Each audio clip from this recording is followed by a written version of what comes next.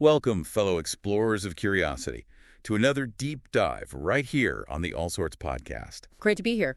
Today we're plunging headfirst into a topic that, well, it captures the hearts and minds of billions across the globe.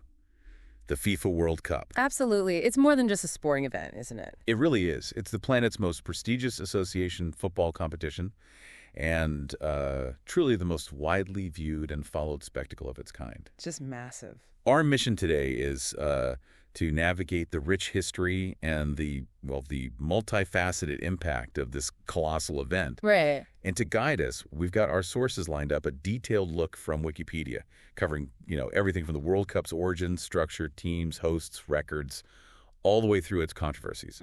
And we've also got that fascinating recent academic study. Exactly, the one that zeroes in on the social impacts of hosting the 2022 World Cup in Qatar. Yeah, specifically looking at its citizens and residents. It should give us a different angle. So we're going to sift through these sources, extract the core facts, those surprising insights, and, the crucial nuggets of knowledge. To help us understand the World Cup, not just as, a series of matches, Right. but as a historical force and a really potent social phenomenon. And that you, our listener, that's really the essence of the All Sorts podcast. It's our shared journey into this vast ocean of information, uncovering truths, maybe challenging perspectives. And hopefully becoming more well-informed together. Exactly. So if you find value in these deep dives, if you feel that spark of discovery, please consider joining our growing community. Yeah, definitely. Liking this deep dive helps others find it, sharing it, well, that spreads the knowledge, and subscribing to the All Sorts podcast on YouTube. That fuels every single one of these explorations we embark on. It really does. It's all about that shared curiosity. It's your curiosity amplified. And you can also explore the treasure trove of other deep dives we've already released. Lots of good stuff there. And connect with us on X, Instagram, and Threads. It's all part of building this community, dedicated to understanding the world around us. Couldn't agree more. All right, let's lace up our boots, shall we? Step onto the pitch of history. Let's do it. Starting right at the very beginning, the genesis of the World Cup. Okay, so the story officially kicks off in 1930. 1930. Yeah. The governing body, FIFA, the Federation Internationale de Football Association, they decided, it was time. Time to create a dedicated world championship for men's national football teams. Because before that, it was mainly the Olympics, right? Exactly. The Olympic football tournament was sort of the big international thing, but FIFA wanted its own standalone competition, more control, bigger stage. Makes sense. And the inaugural tournament needed a host. They picked Uruguay. Why Uruguay? Well, a couple of key reasons, really. First, they were the top dogs at the time, football-wise. Reigning Olympic champions from 24 and 28. Ah, okay. So they had the prestige. They did. And second, and this was probably crucial, Uruguay was celebrating the centenary of its first constitution in 1930. Right, a big anniversary. A very big anniversary. And they made a huge offer. They said they'd cover travel and accommodation costs for all the participating teams. God, that's generous. Especially then. Especially then. The Great Depression was hitting hard globally. Plus, Uruguay promised to build a brand new stadium just for the tournament. The Estadio Centenario. That's the one in Montevideo. So this was a massive incentive. Covering costs was key. Because getting to Uruguay in 1930, it wasn't like hopping on a plane. Oh, far from it. For the European teams, it was a monumental task. We're talking a 3-week journey. 3 weeks? By boat, across the Atlantic. Wow. Yeah. So costly, incredibly time-consuming, and pretty demanding on the players, too. So, understandably, a lot of European nations were hesitant. Hesitant is putting it mildly. Many just outright refused initially. Get this, only 2 months before the tournament was supposed to start. Not a single European country had formally entered. 0. No way. That must have been pretty stressful for FIFA president Jules Rimet. Absolutely frantic, I imagine. Rimet, whose name is now on the trophy, right? He had to personally step in. Really get involved. Yeah, persuade teams to make the trip. He eventually managed to convince Belgium, France, Romania, and Yugoslavia. Just those 4. Just 4 from Europe. And there's a great story about Romania. King Carol II apparently picked the squad himself. Seriously? Yeah, and gave them 3 months off work. It just shows how tough it was to pull together a truly global field back then. So, despite all those hurdles, they got just enough European teams over there? Right, to join the South American ones and a couple from North America. So the final count for the first World Cup? Just 13 nations in total. 13. tiny compared to now. Really tiny. 7 from South America: Argentina, Brazil, Bolivia, Chile, Paraguay, Peru, and the hosts, Uruguay. Okay. Then the 4 from Europe, we mentioned Belgium, France, Romania, Yugoslavia.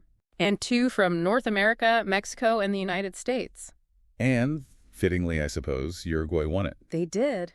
The hosts emerged victorious, beating Argentina in the final. Perfect story to kick things off. On home soil. Couldn't have written it better. A real historical moment. It cemented their status after those Olympic wins and, gave the new tournament instant credibility. So after that unique start, did it settle into a more regular format? It did, yeah, pretty quickly, although it stayed relatively small for quite a while. Between 1934 and 1978, the standard field was 16 teams. 16 teams for over 40 years. Were there any exceptions to that? Yeah, a couple of notable ones in that period. In 1938, Austria had actually qualified, but then they were absorbed into Germany just before the tournament, the Anschluss, so the field dropped to 15 teams. Right. And then in 1950, the tournament was back in South America, in Brazil, but 3 qualified teams ended up withdrawing. Oh, true. India, Scotland, and Turkey, all for different reasons, so that brought the number back down to 13 teams again. Same as the first one. Interesting. Yeah, it's a little historical echo there. And during this long period, this sort of 40-year stretch with 16 teams, the source mentions a pretty clear dominance. Oh, overwhelmingly so. Football's powerhouses back then were really concentrated in Europe and South America. Makes sense. And teams from those 2 continents didn't just participate.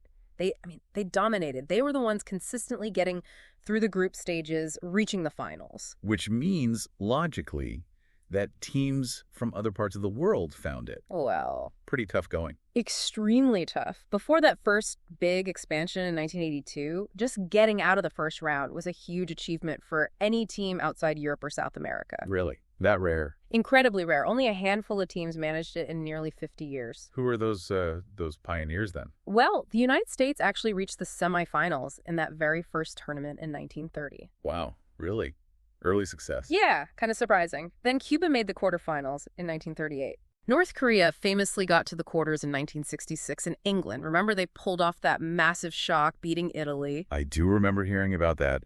Legendary stuff. Totally. And Mexico, when they hosted in 1970, they also reached the quarterfinals. So just those few examples. Yeah, really isolated successes in an era just dominated by the European and South American giants. So for almost half a century, the World Cup was basically a showdown between those 2 big confederations. Very much. But football was growing everywhere, right? So there must have been pressure to make it more global. Exactly. That desire for a truly World Cup reflecting the game's spread led to expansion. And the first one came when? 1982, hosted in Spain.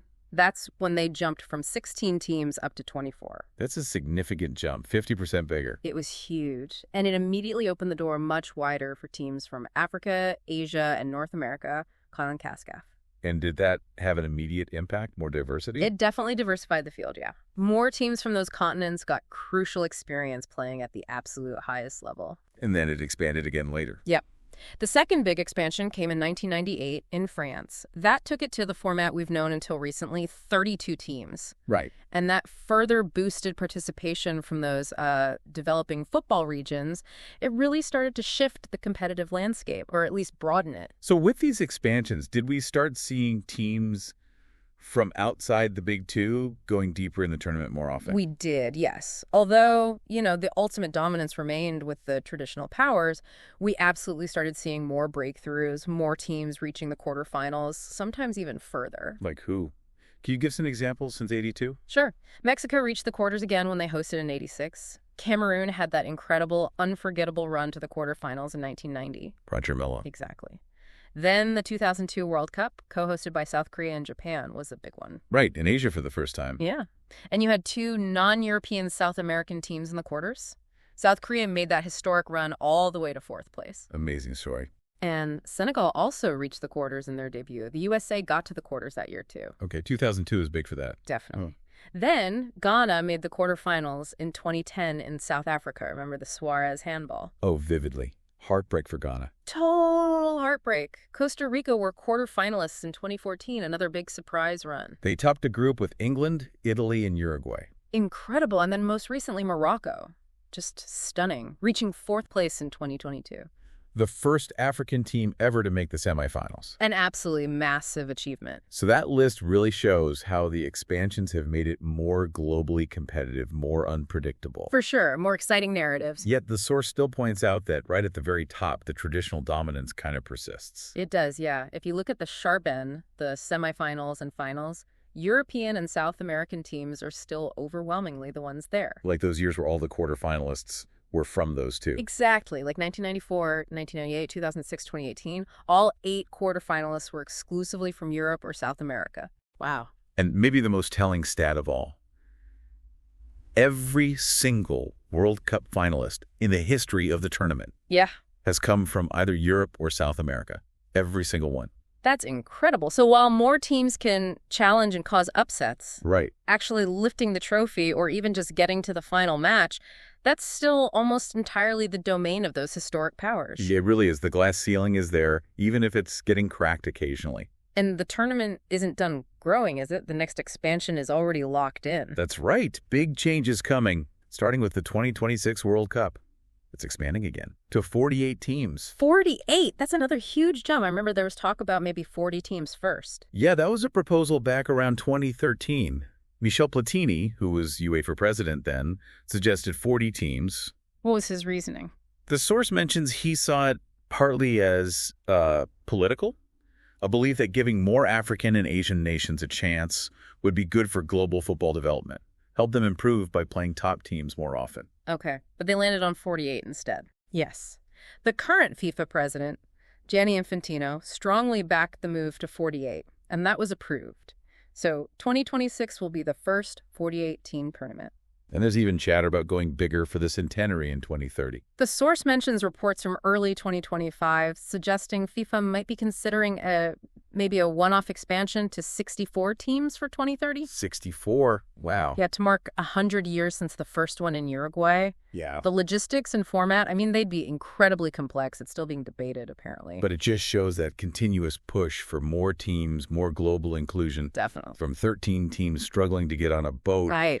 To potentially 64 nations competing. The scale is just, well, mind-boggling. It really is. And speaking of locations, hosting the tournament itself, that's also had its fair share of politics and controversy over the years. It certainly has. Back in the early days, hosting decisions were made at FIFA Congress meetings.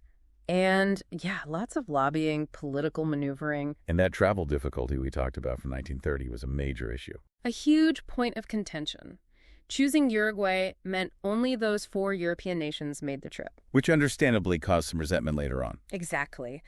After Italy hosted in 1934, FIFA decided to give the 1938 tournament to France.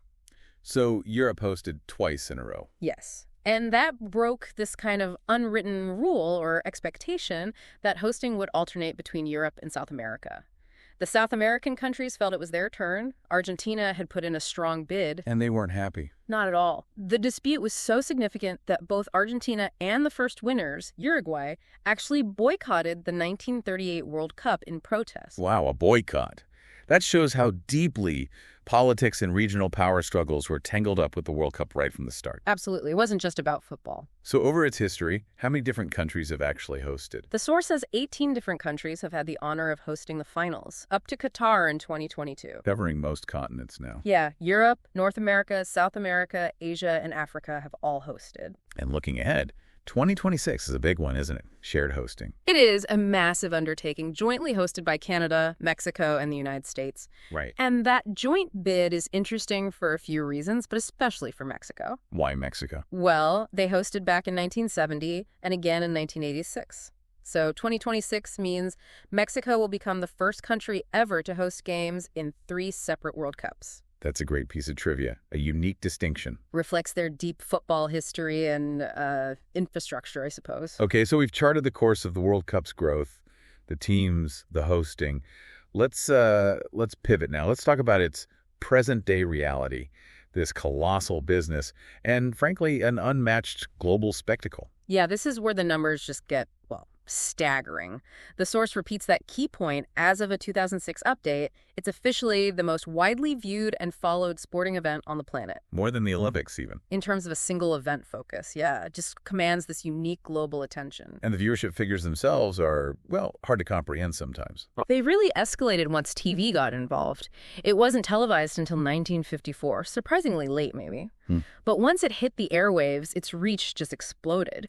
For the 2006 World Cup, the cumulative viewership for all the matches was estimated at 26.29 billion. 26 billion. Now that's cumulative, right? Not unique viewers. Correct. That's adding up everyone who watched any part of any match. Still, a colossal number reflecting total engagement. And what about just the final match that year? Individual viewers. The 2006 final, Italy versus France, Zidane's headbutt. Oh, yeah. That was watched by an estimated 715.1 million individual viewers. 700 million people. Think about that. That was nearly a ninth of the entire planet's population at the time, watching one football match. Incredible. And even the draw gets huge numbers. It does. The draw ceremony for that same 2006 tournament, 300 million viewers, just to see who plays who. Wow. And these numbers, they've only gone up since 2006, presumably? Considerably. Fast forward to the 2018 World Cup in Russia. The estimated global viewership was around 3.57 billion people. 3.5 billion. Getting close to half the world's population engaging with the tournament in some way. And Qatar 2022. Pushed it even higher. Yep. Estimated engagement hitting 5 billion people across all platforms. And the final match itself, Argentina versus France. Amazing final. Truly amazing. Viewed by about 1.5 billion people. 1.5 billion. There's just nothing else like it, is there? Nothing, sporting or otherwise. It consistently grabs that kind of global focus. And that incredible reach, well, it naturally translates into immense financial power. Oh, absolutely. For FIFA, the World Cup is basically their engine room financially. The main revenue driver. Totally. The source gives us figures. $4.8 billion generated from the 2014 tournament in Brazil. Okay. And an even bigger $6.1 million from the 2018 tournament in Russia. Where does all that money come from? It's a mix. Media rights are huge, obviously. Sponsorship deals, ticket sales, licensing, merchandise. It all adds up. And that money funds FIFA's operations worldwide, their development programs. And what about the host countries? It costs a fortune to host, but there's a financial return too. Well, yes. There's a significant financial injection during the event itself, although the overall long-term benefit is often debated. Right. Massive infrastructure costs versus temporary gains. Exactly. But during that month-long event, host nations typically see a multi-million-dollar revenue boost.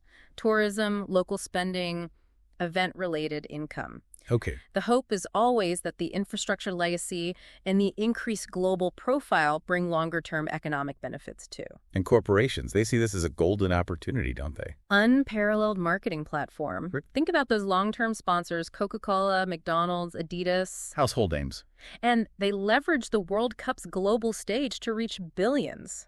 The source specifically says sponsorship has a strong impact on their global brands. It's more than just ads. It's associating with this huge, beloved event. Exactly, connecting with that passion. And beyond the pure business side, there are these elements of the World Cup that have become sort of iconic cultural things. The branding, the music. Oh, definitely. Think about the official match balls. Right. They always have a name. Since 1970, Adidas has made them. Each one is specially designed, unique name. The classic Telstar, the Brazuca from Brazil 2014, the Al Rila from Qatar 2022. They become these instant visual symbols tied to that specific tournament. People remember the ball from the World Cup they watched as a kid. Totally. And the mascots, too. They add that layer of fun and, local flavor. When did mascots start? Since 1966 in England. The first one was World Cup Willie, the lion. Ah, Willie. Yeah. And since then, every World Cup has had its own mascot and official logo. They become these recognizable symbols, building the brand year after year. And the music. The official songs are always a big deal. Definitely. Each tournament gets an official song, often by huge global artists. The source mentions Shakira. Oh. Exactly. And Will Smith did one, too. They try to capture the spirit of the host nation and the event. And sometimes other songs become associated, too. Oh, yeah. Like Pavarotti singing Nessun Dorma for Italia 90. That became completely synonymous with that tournament. Iconic moment. For sure. The source lists, various official albums, songs, anthems throughout history. Music is integral to the whole spectacle. It really is a global cultural festival, just built around football. Pretty much sums it up. And the Men's World Cup, it sits at the top of this whole pyramid of competitions, right? It does. FIFA runs other big ones, the Women's World Cup, which has grown massively, Huge now. and the youth tournaments like the Under-20 and Under-17 World Cups. Right, developing talent. Yeah. And then below that global level, you've got all the major continental championships run by the 6 confederations, UEFA in Europe, CONMEBOL in South America, CONCACAF, CACAF in Africa, AFC in Asia, OFC in Oceania. So the World Cup is the ultimate prize that everyone's aiming for through those regional routes. Exactly. It's the culmination of these global qualification cycles. Okay, let's switch gears again. Let's talk about the glory, the heroes, the records. This is where legends are made, right? It truly is the absolute pinnacle for any player across the 22 finals tournaments held up to 2022. Yeah. A total of 80 different national teams have actually competed on that final stage. 80 nations have made it to the finals tournament at some point. Correct. But out of those 80, a tiny fraction have actually lifted the trophy. How many? Just 8. Only 8 national teams have ever won the World Cup. It's an incredibly exclusive club. And they get to put stars on their shirts for each win. That's the tradition. 1 star per World Cup victory. So who are the Elite 8 and how many titles each? Okay, leading the pack is Brazil. Record 5 titles. It's Lisley. And they're also the only nation to have played in every single World Cup tournament since 1930. Remarkable consistency. Isn't it? Then you have Germany and Italy, tied with 4 titles each. Okay, 4 each. Argentina, the current champs from 2022, they now have 3 titles. Right. Messi finally got his. He did. France and the very first winners, Uruguay, both have 2 titles. 2 each. And rounding it out, England and Spain with 1 title each. So only 8 winners in almost 100 years. Wow.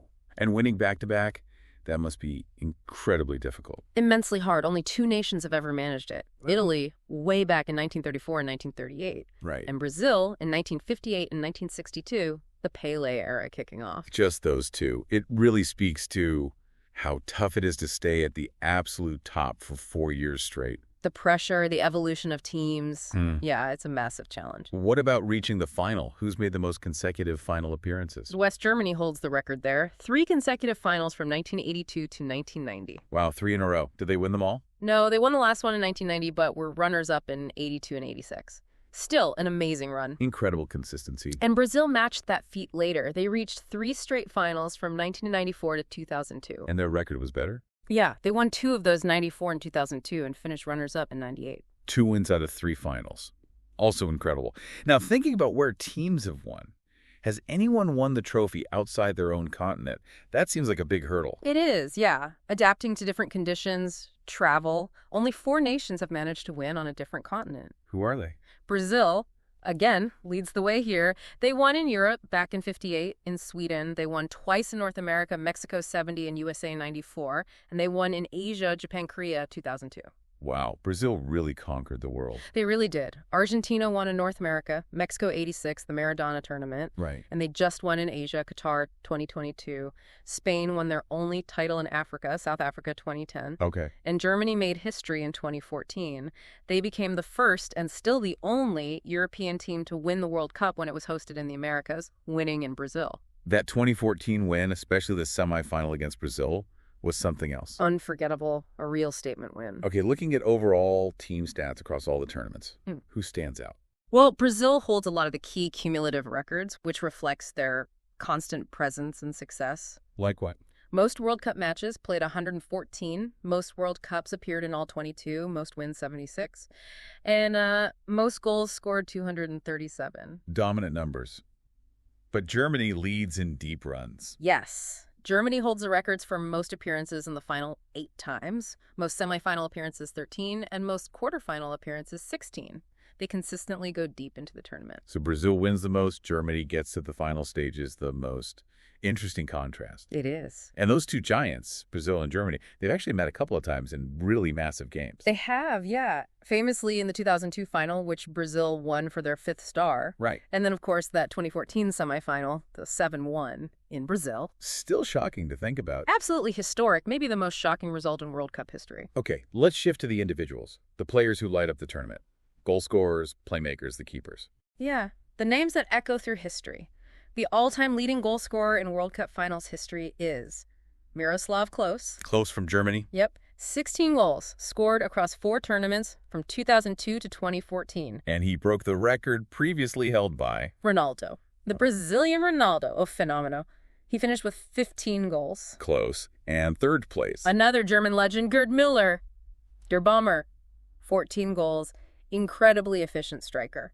And what about the most goals in just one single tournament? Sometimes a player just explodes, right? That record is incredible and has stood for ages. It belongs to just Fontaine of France. Fontaine. When was that? 1958 in Sweden. He scored 13 goals. 13 goals in one tournament. In just 6 matches. An absolutely unbelievable scoring feat. That record seems untouchable. 13 in 6 games. Wow. And this source lists other big names, too. Yeah, Mansalus just mentions Lionel Messi on 13 goals now, Kylian Mbappe already on 12, Pele also on 12. Loads of legendary strikers in double figures. Beyond just goals, there are those official awards given out each time, like the best player. The Golden Ball. That goes to the tournament's best player, usually decided by a technical committee or media vote. It was first officially awarded in 1982. And some big names have won that. Oh yeah, icons. Paolo Rossi in 82, Maradona in 86, Romario 94, Ronaldo 98, Zidane 2006. Messi won it twice, right? It did, the only player to win it twice. In 2014, even though they lost the final, and again in 2022 when they won. Incredible. And for the top scorer, it's the Golden Boot. Yep, the Golden Boot. Used to be called the Golden Shoe. That specific award also started in 82, though top scorers were always recognized.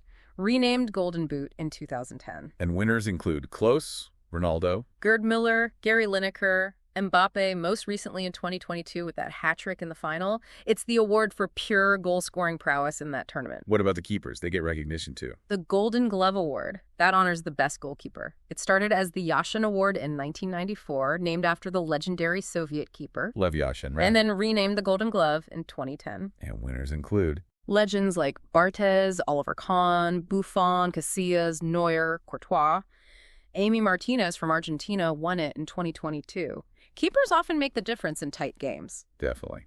There's also an award looking at the future stars. The FIFA Young Player Award. It used to just be called the Best Young Player Award. It recognizes the standout player aged 21 or younger at the start of the year. And the very first winner was Pele. In 1958. He was only 17. What a start. Incredible. And many other winners went on to have huge careers. Beckenbauer, Michael Owen, Thomas Müller, Mbappe. Enzo Fernandez won it in 2022. It's often a sign of big things to come. And finally, there's an award for sportsmanship. The FIFA Fair Play Trophy, awarded to the team with the best disciplinary record in the second round based on FIFA's criteria. Which teams have won that? The source mentions Peru, Brazil, England, Spain. It recognizes teams that play with discipline and respect. Good to acknowledge that, too. Now, thinking about players who've won multiple winners' medals, Pele stands alone, right? He does, the undisputed king in that respect.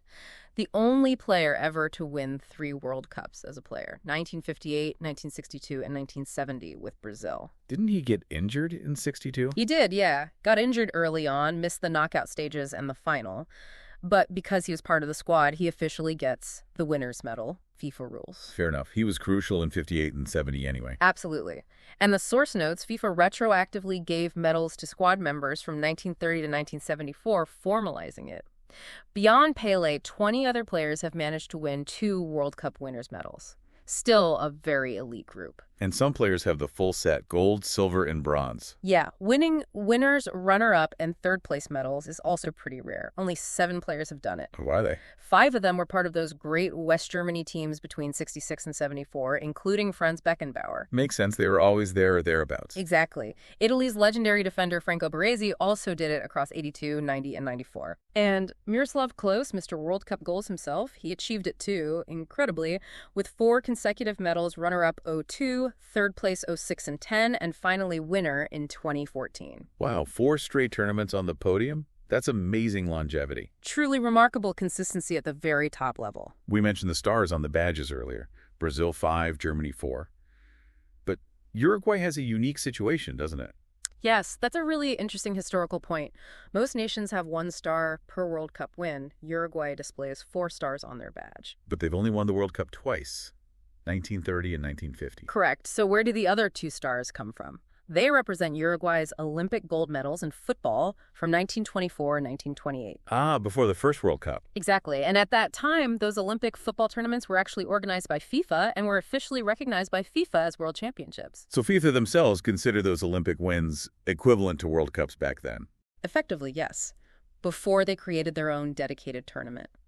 So Uruguay continues to count those 2 Olympic golds as part of their world title history, and FIFA allows them to display the 4 stars for historical reasons. It's unique to them. That's a fascinating detail. Always wondered about those 4 stars.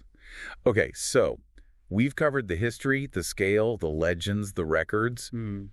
A huge amount. It's a massive topic. Now let's shift our focus completely. Let's look through the lens of our second source, the specific social impacts of actually hosting the World Cup. And we're using that recent Qatar 2022 tournament as the case study here. Right. This academic study gives us a much more specific sort of ground-level perspective. How did hosting this mega event actually affect the people living in Qatar? Where was this study published? It's from the Iraqi academic scientific journals, published early 2024. The authors are Rashid Al-Gaithi, Abdul Rahim Al-Drashi, and Amin Ghaffar. And what exactly were they trying to find out? What was the main goal? Their main aim was to identify the social impacts they looked, primarily for positive ones based on their findings that resulted from Qatar hosting the 2022 World Cup. Okay. And they also wanted to see if these impacts were felt differently depending on who you asked. Based on demographics like identity, were you a Qatari citizen, an Arab resident, a non-Arab resident, or based on age or gender? How did they go about doing that? What was the method? They used what's called a descriptive methodology. Basically, they collected data using a questionnaire. A survey? Yeah, a survey given to a sample of people. Their sample size was 411 individuals, and they made sure this sample included people from those different groups: Qatari citizens, Arab residents, and non-Arab residents. And they based this on the population at the time? Right. They used the Qatar census figure from just before the World Cup, October 2022, which showed over 3 million people living there. So they drew their sample from that population base. And the study's introduction, it talks about these big mega events more generally first. It does, yeah. It sets the scene. Acknowledges that countries fight pretty hard to host events like the World Cup or Olympics. Why? What are they hoping to get? Well, they expect big returns, social, cultural, economic benefits. The study talks about legacy. Social impacts are a key part of that legacy. And these impacts aren't just during the tournament. No. The study emphasizes they start way before, during planning and bidding, continue through the event itself, and ideally last long after the final whistle blows. And the general literature, it mentions both good and bad potential social impacts. It does. The study references broader academic work. Potential positives often cited are things like, increased national pride, stronger community spirit, cohesion, happiness, maybe better social inclusion, feeling more secure. Okay. And the potential negatives. General literature often mentions things like traffic chaos, maybe increases in certain types of crime or disorder, the huge financial costs, diverting money from other things, noise, disruption to daily life. Right. But this specific Qatar study focused mainly on the positive effects. Yeah. Based on their findings, their analysis focused heavily on identifying and measuring the positive social effects that the sample population reported feeling. Okay, so let's drill down into those findings for Qatar 2022. What were the biggest positive social influences they identified? Well, the overall conclusion was that there were significant positive social effects reported. They measured agreement levels on different statements in the survey. And what got the highest agreement? The statement with the absolute highest agreement, a huge 98.54%, was that by hosting, Qatar obtained recognition of its status. Basically, it boosted the country's international image and standing. So a very strong sense that hosting put Qatar on the map globally. Exactly. Huge agreement on that. What about feelings within the community? Yeah. Pride, belonging? Also very high. Fostering an incomparable sense of community pride, 96.59% agreed with that. Wow. And a heightened feeling of belonging was also significant. Over 81% agreed regarding belonging to different sectors, and over 92% felt a stronger sense of belonging specifically to Qatari society itself. Okay, enthusiasm. Overwhelming enthusiasm, yeah. 96.11% agreement on that statement. What about things like security, social cohesion? They looked at that too. Strengthened feelings of security and social cohesion were reported. Specifically for social cohesion, 85.64% agreed it was strengthened. And entertainment. Seems obvious, but did they measure it? They did. And predictably, 96.59% agreed it provided great entertainment for the community. Makes sense. What about personal connections? Did it bring people together? The study suggests it did. About three-quarters, 75.43%, felt friendships and social relationships were strengthened. Okay. And there was a perception of increased interaction and communication within the community.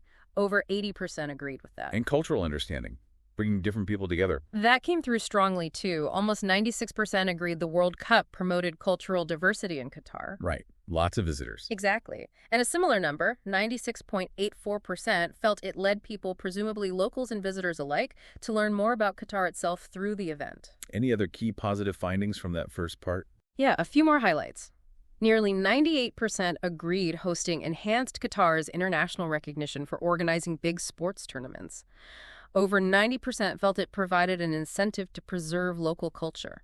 Strengthening community spirit saw almost 88% agreement, and over 91% agreed the event helped make Qatar a model of a societal state and strengthen ties between citizens and visiting fans. That's a really detailed list of perceived positive social impacts from the people they surveyed. Very interesting. It paints a very positive picture from the perspective of their sample, yes. The study also had a second part, looking specifically at enhancing participation. It did, yeah. A second axis focused on statements about getting more involved in sports and cultural exchange, that kind of thing. And again, the sample members generally agreed with these statements too. What was the standout finding there? The highest agreement in this section, almost 95%, was for the statement that the World Cup gave Qatari society more opportunities and again exposed it to the world, echoes that finding about improving the country's image. It seemed to boost interest in sports generally. The data suggests so. Nearly 79% reported an increased interest in international sporting events after the World Cup. And learning about other cultures. Yes, almost 88% reported an increased understanding of the different cultures and communities of the visitors who came. Did the experience make people want to engage more with future World Cups? It seems like it left a positive impression. Nearly 75% said they would advise others to attend future tournaments. Okay. And almost 84% had shared positive impressions of the tournament with other people. Any other findings on participation? They found about 73% felt that participating as a fan helped them achieve a kind of sporting identity. And about two-thirds felt the World Cup played a positive role in their life and desires. So, based on all that, what was the study's conclusion about participation?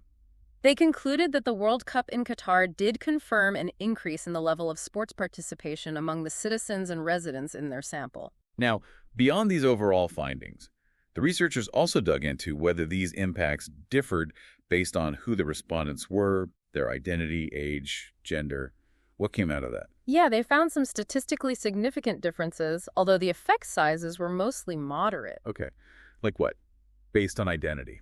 Regarding identity, Qatari citizen versus Arab resident versus non-Arab resident, they found differences in two areas: feelings of belonging and achieving sporting identity as a fan. Else. Feelings of belonging were found to be significantly stronger among the Arab residents compared to the other groups. Interesting. Did they suggest why? Yes, the study authors theorized that the shared language and cultural similarities between Qatar and other Arab nations might explain why Arab residents in the sample reported this stronger sense of belonging during the event. Okay. And the difference in sporting identity? That was found to be stronger for the Qatari citizens in the sample. Perhaps not surprising, feeling that national connection as a fan. The study noted the influence rate for these identity differences was around 11–13%. What about differences based on age? They found significant differences for age related to strengthening friendships and social relationships and also increasing interaction and communication. Which age group felt those impacts more strongly? The 31 to 45 age group reported those impacts more significantly than other age groups. The effect sizes were around 13–14%. And the study mentioned this contradicted some other research. Yes, interestingly, they noted that this finding about age differences seemed to contradict another study they cited, which had suggested social impacts didn't really depend on age, gender, or how long someone had lived in the host country. Shows these things can be complex to measure consistently. Exactly. Different contexts, different methodologies can yield different results. And finally, did they find any differences based on gender? Yes, one statistically significant difference related, again, to increasing interaction and communication within the community. Who felt that more? Male sample members reported that impact more strongly than female members. The effect size was about 13%. And did they relate that to other studies? They mentioned that this finding was consistent with another study from 2014 by Alatrash, which had also suggested that the level of social relations could depend on gender in that kind of context. Okay, so bringing all these pieces together, the overall impacts, the demographic differences, what were the study's main conclusions? Their bottom line was that hosting the 2022 World Cup did have multiple positive social impacts on Qatar and its society, including residents, particularly Arab residents. Specifically. They highlighted that it directly improved the country's international image, significantly boosted pride, contributed to a stronger sense of belonging for everyone, especially Arab residents, strengthened social interaction and cohesion, and increased sports participation levels overall in Qatar based on their sample. A very positive assessment from this particular study. Based on their data, yes. And did they have any recommendations for future research in this area? They did. They acknowledged their sample was specific to Qatar. So they recommended that future research on mega event social impacts should try to include a more diverse and inclusive representation from different regions and countries. To get a broader picture. Exactly, to better understand these social outcomes across a wider range of populations and cultural contexts. That study definitely provides a valuable, data-driven snapshot from one host nation's perspective. It adds a really important layer to understanding the World Cup's impact. It does. It moves beyond just the sport or the economics. However, as our other source material makes very clear, the World Cup's journey hasn't all been smooth sailing or positive social impacts. There have been significant challenges, controversies, particularly involving FIFA itself. Yes, absolutely. Amidst all the spectacle, the global unity themes, the huge business deals, there have definitely been periods of intense scrutiny and, frankly, scandal. And one of the biggest examples detailed in our source material is the 2015 FIFA corruption case. Right. And it's really important we frame this carefully. Our source material reports on these events, the allegations, the criminal charges brought by authorities like the U.S. Department of Justice and Swiss officials. We are presenting this information as it's documented in the source. We're reporting impartially on the facts of the case as they unfolded, without adding our own judgment or commenting on the guilt or innocence of anyone involved. Exactly. Our role here is just to convey the information that's in the source material provided for this deep dive. So what did the source say this 2015 case was all about? Well, the core of it involved serious allegations and eventually criminal charges related to widespread corruption within FIFA. Things like bribery, fraud, money laundering. Focused on what, specifically? Primarily focused on corrupting the process for awarding media and marketing rights for FIFA tournaments. Essentially, allegations of rigged bids and officials taking massive kickbacks in exchange for lucrative broadcasting and sponsorship contracts. And the scale of this alleged corruption, it was pretty huge. According to the charges brought by the U.S. Department of Justice, FIFA officials were accused of soliciting and receiving bribes that totaled over $150 million. $150 million. Yeah. And this allegedly happened over a 24-year period, stretching back to the early 1990s. Wow. A long time. And this wasn't just one country investigating. No, the source highlights it was a joint effort, really. The U.S. DOJ and Swiss authorities were both heavily involved.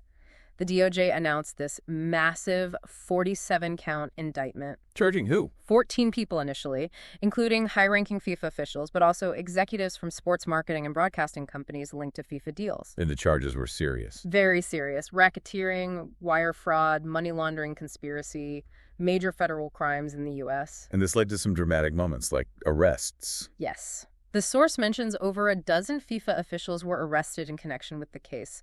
It specifically notes arrests made on May 29, 2015, famously at a luxury hotel in Zurich. Right, I remember that. And then another wave of arrests in December that same year. By the end of May 2015, 9 FIFA officials and 5 sports broadcasting execs had been charged. And this obviously had a massive impact right at the top of FIFA. Huge. Sepp Blatter, who'd been FIFA president for, 17 years? He announced in June 2015 that he would step down the following February. Even though he'd just been reelected days before the first arrest. Exactly. The pressure became immense. And Michel Platini, the former French football star who is head of UEFA and seen as Blatter's likely successor, he also got drawn into the scandal and investigations. Did the source mention any specific admissions or key actions during the investigation? It does. It mentions Chuck Blazer, who was a former American FIFA Executive Committee member. He had apparently been cooperating secretly with the FBI and Swiss authorities. Okay. And in June 2015, he admitted in court that he and other executive committee members had taken bribes related to the selection of host nations for 2 World Cups. Which ones? The 1998 World Cup in France and the 2010 World Cup in South Africa. Wow. Admitting bribery related directly to World Cup hosting votes. A massive admission. Confirmation of corruption right at the heart of those decisions. The source also mentions Swiss authorities raided Blatter's offices and seized computer data as part of their separate investigation. And the scandal even affected future tournament planning. It did. The source notes that on June 10, 2015, the same day the Swiss seized data from Blatter's office, FIFA actually postponed the entire bidding process for the 2026 World Cup. Why? Jerome Valk, who was FIFA's Secretary General at the time, basically said publicly that given the situation, the allegations swirling around previous bids, especially 2018 and 2022, it was nonsense to start any bidding process for the time being. So a direct acknowledgement that the scandal had thrown everything into question. Absolutely. It shook the organization's credibility to its core. And Blatter and Platini, they face consequences within FIFA itself. Yes. In late October 2015, FIFA's own ethics committee suspended both Blatter and Platini for 90 days initially, citing ethical breaches related to a payment made years earlier. Did they accept the findings? The source adds that both men publicly maintained their innocence regarding the allegations against them at the time. Okay. So again, just to reiterate for everyone listening, in covering this 2015 corruption case, we're relaying the information presented in our source material about the investigations, the charges brought by authorities, the arrests, the admissions, and the consequences within FIFA. Right. We're reporting on the documented events of that period, as described in the source. We're not offering our own verdict or taking sides. It's just crucial to include this because it's a significant part of the World Cup's recent history and the ongoing discussions about governance in world football. Absolutely. It highlights the huge financial stakes, the power dynamics, and the challenges that come with managing such a massive global entity like FIFA and its crown jewel, the World Cup. It's essential context for a deep dive like this. So that's been quite the journey today, hasn't it? Wow. It really has. Covered a lot of ground. We've gone from, the hesitant beginnings back in 1930, struggling to get teams on boats, dealing with boycotts. Right back to the start. Through its steady expansion, 13 teams, then 16, 24, 32, and soon 48, becoming this just unparalleled global spectacle we know now. The growth has been incredible. We've looked at the, frankly, staggering numbers behind its viewership and financial power. Mind-boggling figures. Talked about the iconic cultural bits, the balls, the mascots, the songs that make each tournament feel unique. Yeah, those memorable details. Celebrated the records, the legends, Pele, Klose, Marta. Wait, source didn't mention Marta? Scratch that. Pele, Klose, Fontaine, Messi. The teams like Brazil, Germany, Italy. The heroes and the stats. We also took that detailed look at the social side, using the Qatar 2022 study to understand how hosting can potentially impact things like pride, belonging, cultural exchange. That specific lens was really interesting. While also making sure to confront the significant challenges and controversies, particularly that 2015 corruption case involving FIFA, as reported in our source. Yeah, you have to include the tough stuff, too, for a full picture. Understanding the World Cup in this kind of layered way.